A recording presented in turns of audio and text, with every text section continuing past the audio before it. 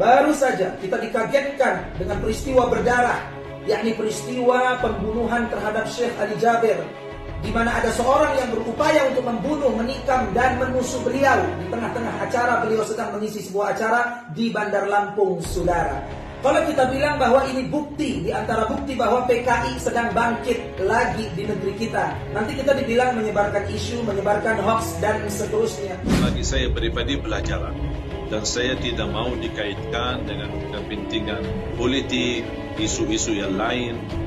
Makanya saya harap umat tetap tenang, jangan terprovokasi, jangan terpancing untuk mengadu domba di antara kita. Ini sudah qadarullah, dan saya sudah serahkan sepenuhnya kepada aparat keamanan, kepolisian, dan saya sangat percaya akan mereka betul-betul tangani kasus ini dengan sebaik-baiknya, dengan amanah dan transparan, supaya bisa kita memberikan keterangan kepada umat yang menenangkan hati. A'udzu billahi samil alim minasyaitonir rajim. Bismillahirrahmanirrahim. Allahumma sholli ala sayyidina Muhammad wa ala ali sayyidina Muhammad.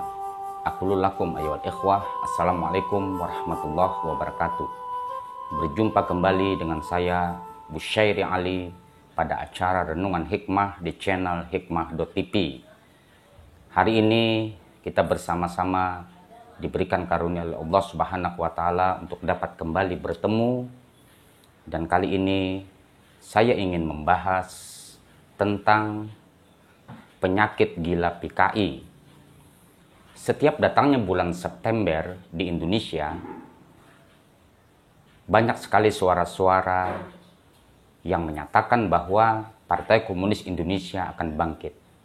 Dan untuk tahun ini 2020, ternyata teriakan-teriakan kebangkitan PKI tersebut bukan hanya di bulan September, tetapi lebih awal dari bulan September itu.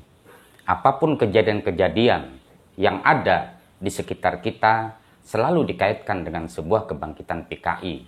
Padahal PKI di Indonesia sudah dibubarkan sejak lama, dan ideologi komunis yang menjadi sebuah dasar negara di seluruh dunia pun sekarang ini hanya menjadi sebuah legenda.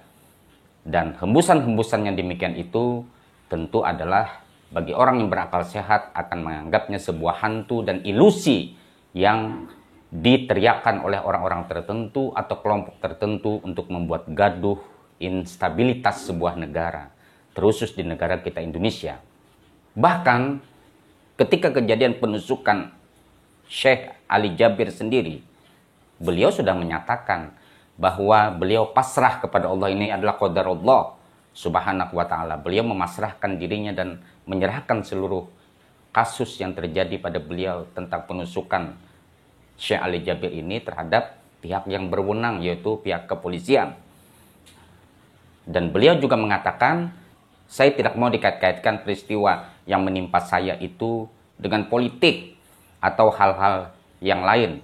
Halnya demikian itu sudah saya serahkan kepada pihak yang berwenang. Namun lagi-lagi seperti Haikal Hasan itu mengatakan dia ingin menggiring kasus penusukan Syekh Ali Jabir ini, bahwa hal yang demikian itu dikaitkan dengan 212, 411 dan lain-lain.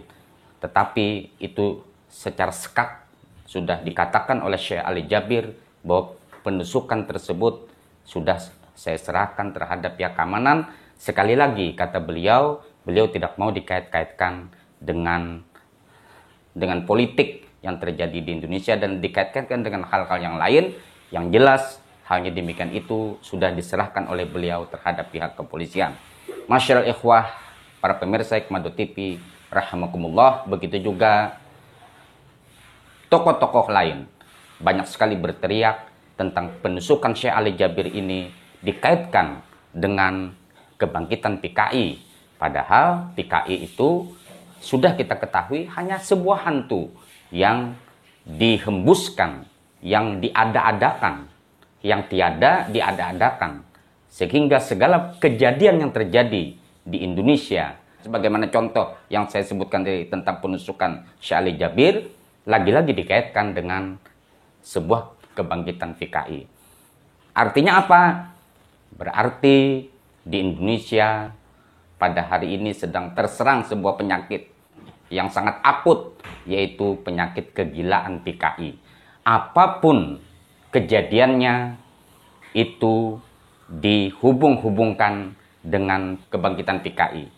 Maka saya melihat di dalam hal ini ada satu kelompok tertentu atau oknum-oknum tertentu yang ingin bermain untuk memperkeruh suasana di saat pandemi COVID-19 ini.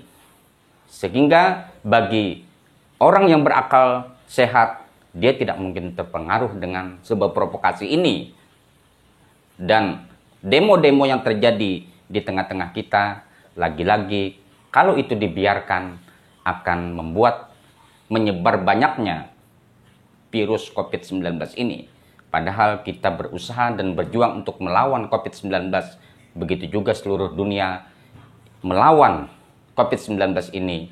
Tetapi ada pihak-pihak yang memanfaatkan momen pandemi COVID-19 ini untuk mengadakan demo, dan ujung-ujungnya nanti terjadi instabilitas di dalam negara, resesi ekonomi. Semua itu terjadi diakibatkan oleh pihak-pihak yang selalu memanfaatkan hal-hal yang seperti ini demi kepentingan kekuasaan, demi kepentingan popularitas, demi kepentingan pihak mereka sendiri. Mudah-mudahan kita semua dapat memahami bahwa PKI itu adalah hantu, ilusi yang sengaja dihembuskan oleh sosok tertentu atau kelompok tertentu untuk terjadinya instabilitas dalam sebuah negara, terkhusus negara Republik Indonesia ini. Mari kita berakal sehat. Jangan sampai kita terpengaruh dengan isu-isu yang tidak jelas. Jangan sampai kita diadu domba dengan pihak-pihak yang ingin membuat negara Republik Indonesia ini menjadi hancur lebur gara-gara kita tidak mempergunakan akal sehat kita. Sampai berjumpa pada renungan hikmah yang akan datang. Khudil hikmata walau fiyadil mujrimin. Ambillah hikmah walaupun di tangan orang-orang yang jahat.